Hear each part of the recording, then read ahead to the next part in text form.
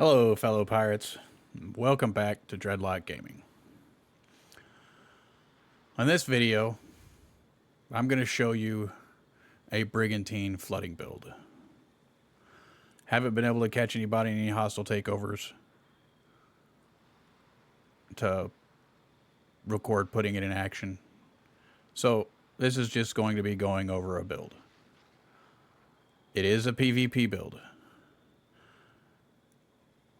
You can swap out a couple of things to your liking, but I'm going to show you my preference. There have been other content creators that have showcased this build. I'll showcase my variation of it and what you can do to change it up. Let's get into it. It is a Brigantine, and Brigantine is a DPS class that specializes in damage, aggressive playstyle. We use the Brigantine because of its flooding perks. You also have the ramming perk, which can automatically flood, but increases damage from ramming by 45%, gains additional speed while pursuing an enemy ship within 300 meters, which means whenever you're close to a ship, it speeds up for you so you can hit that ram harder. Increases flooding weapon damage by 20% and deals 20% more weapon damage to flooded targets. Increases damage from ramming based on current speed, capped at 80%. If target is flooded, deals an additional 7,000 damage when ramming. So, basically what you want to do is either get them flooded on your way in, or ram them, drop that armor, flood them, and then turn around and ram them again while you're unloading on them with every gun you can. Now, let's look at the build. It is a Bombard, 1,000 Years Monsoon, and Culverin carronades, along with the Crouching Tiger. Now, we use 1,000 Years Monsoon on the front and the back, and we use those because of Deluge, and they're flooding too. The Deluge, 15% chance to deal 2,500 severe damage. Chance increases to 30% when the target is flooded, front and back. We use the carronades because they have Riptide. Adds 50% of damage as severe damage when the target is flooded. So once you have them flooded, you build up severe damage on them quick. And they're great on the Brigantine because the Brigantine has 4 upper deck and 4 lower deck on your port and starboard sides. So you have 8 carronades. And then we use the Crouching Tiger, even though it doesn't do flooding, but since it's a PvP build.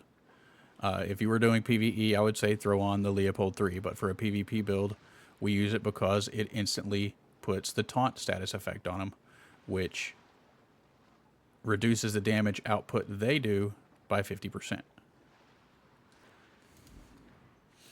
And the armor we're using for the PvP build is the Black Prince. Sorry, brain fart there for a second.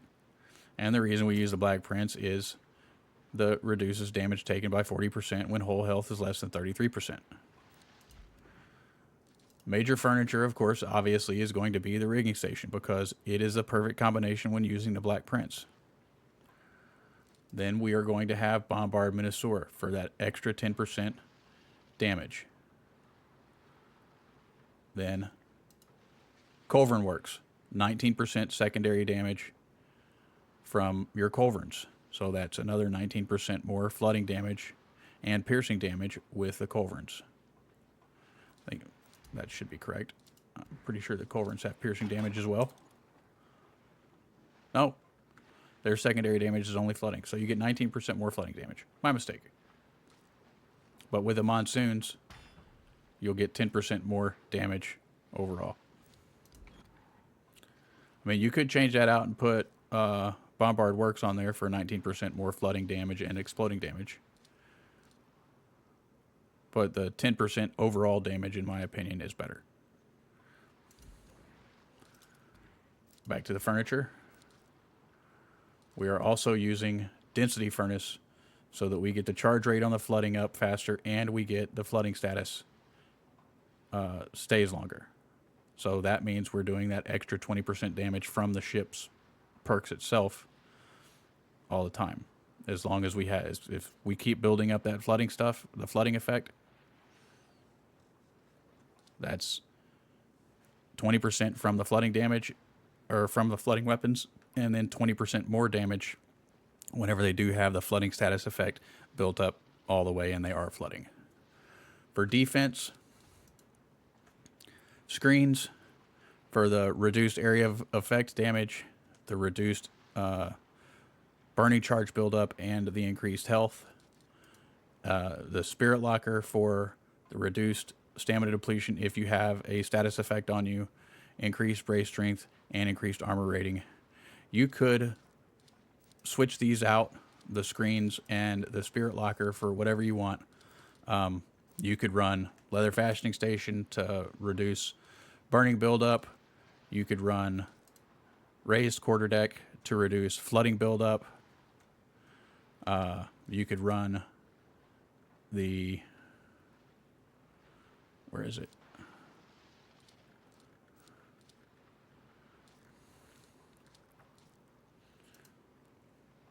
You could run medicine cabinet to counteract somebody if they're using the Lepickery 3, the poison long guns.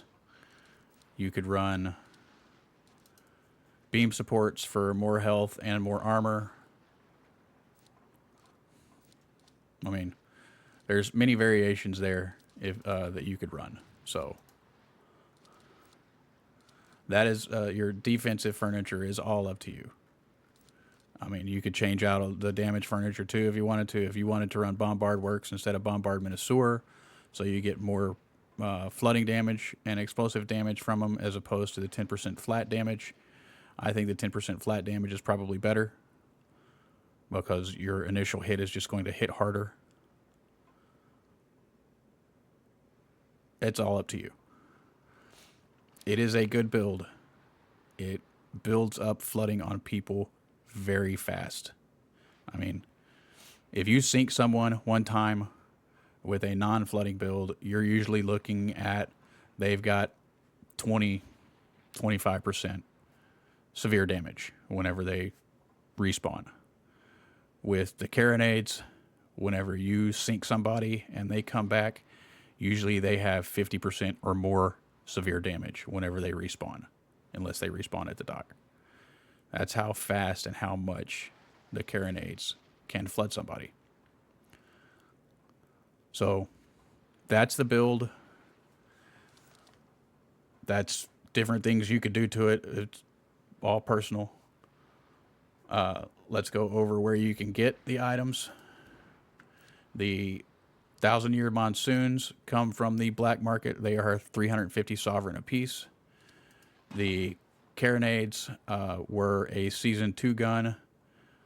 You can get them from the legacy chest. They were in Blackwood's rotating store for I think 500 jade the first 2 weeks. They could rotate back around in his store, or they could show up in the black market rotating store.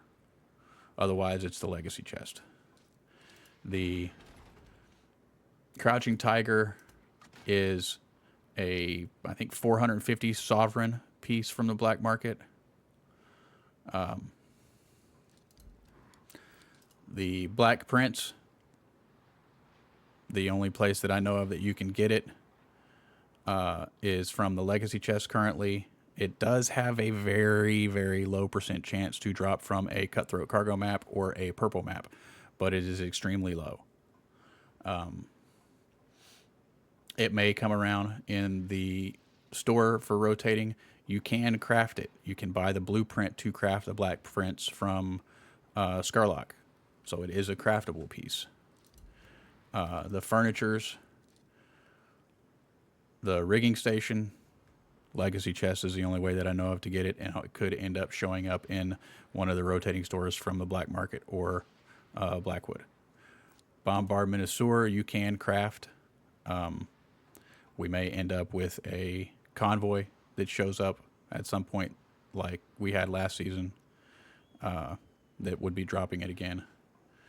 The companion screens are from the white Aria chest from Bertrand Huback.